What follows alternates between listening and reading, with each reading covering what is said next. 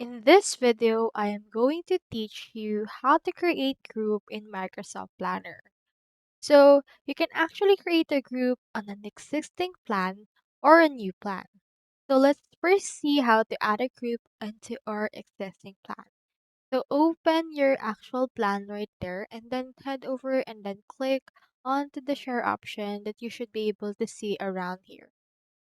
Once you have clicked on that, you can see in here this invite members option.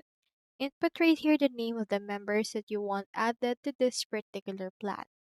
So you also have the option to add this into an existing group. Just select a group that you want added and click on this add option right there. So if you want to add a group or create a group into a new plan, you can go over to the My Plans option and then create a new plan option.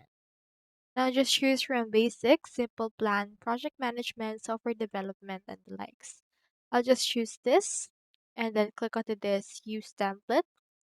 Then you can see this add to a group. So just head over and then click on this and then add it to a group and click on create. So that's how you create a group in Microsoft Planner. Hope we helped.